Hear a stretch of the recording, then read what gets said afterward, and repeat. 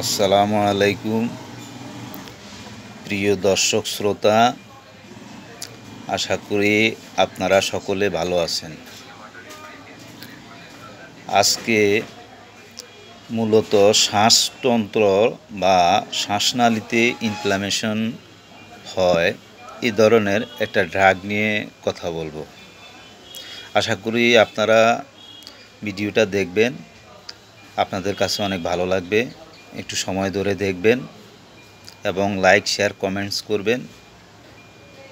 পেজে যেখানে ইন্টারেস্টেড লেখা আছে আশা করি সেখানে ইন্টারেস্টেডে ক্লিক করবেন। তো মূল কথায় চলে যাই।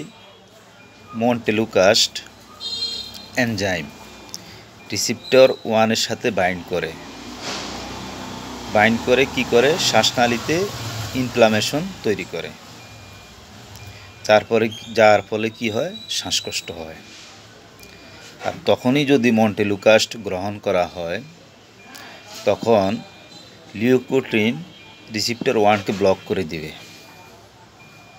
ফলে শ্বাসনালীতে ইনফ্লামেশন হবে না।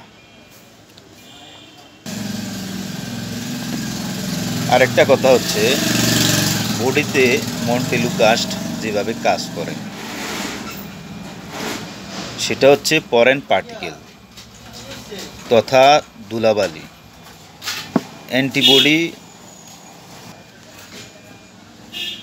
বডিতে আসতে চাইলে অ্যান্টিজেনের সাথে ফাইট হয়,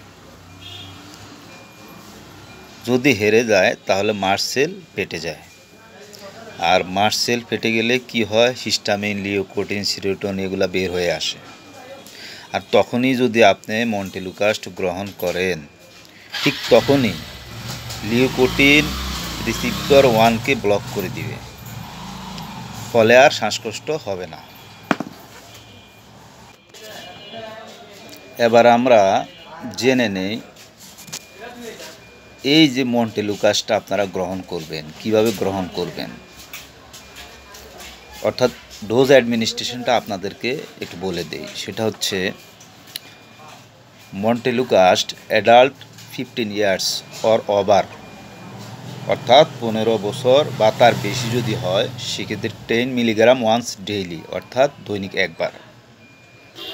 আর যদি 6 to 14 ইয়ার্স হয়, অর্থাৎ 6 থেকে 14 বছর পর্যন্ত হয়, তাহলে সেক্ষেত্রে 5 মিলিগ্রাম ওয়ান্স ডেইলি, অর্থাৎ দিনে একবার।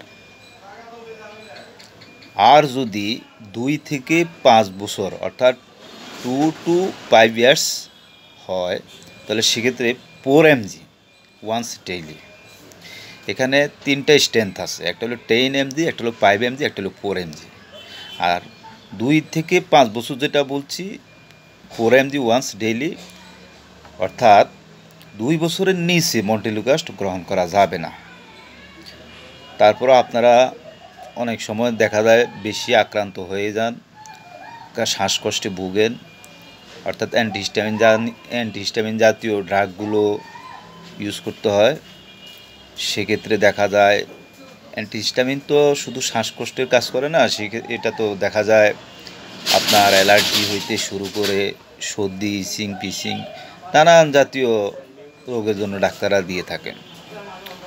তো যাই হোক, আমাদের একটা জিনিস মনে রাখতে হবে, don't shoot for under of 2 years, অর্থাৎ 2 বছরের নিচে এই মন্টেলুকাস্টটা দেওয়া উচিত নয় কোনো রোগীকে। যাই হোক, তবে মন্টেলুকাস্টের মেইনলি 3টা ইন্ডিকেশন আপনাদেরকে বলি। সেটা হচ্ছে prophylaxis and chronic treatment of asthma, আর দ্বিতীয়টা হচ্ছে prevention of exercise induce bronchoconstriction, আর 3 নম্বরে যেটা কাজ করে সেটা হচ্ছে relief of symptoms allergic rhinitis. Major এই 3টা ইন্ডিকেশন, এটা ছাড়াও অনেক ইন্ডিকেশনে মন্টেলুকাস্ট গ্রহণ করা হয়। তো আশা করি ভিডিওটা আপনাদের কাছে ভালো লাগছে। আপনারা সবাই লাইক শেয়ার কমেন্টস, পাশাপাশি যেখানে পেজে ইন্টারেস্টেড লেখা ইন্টারেস্টেডটা দিবেন।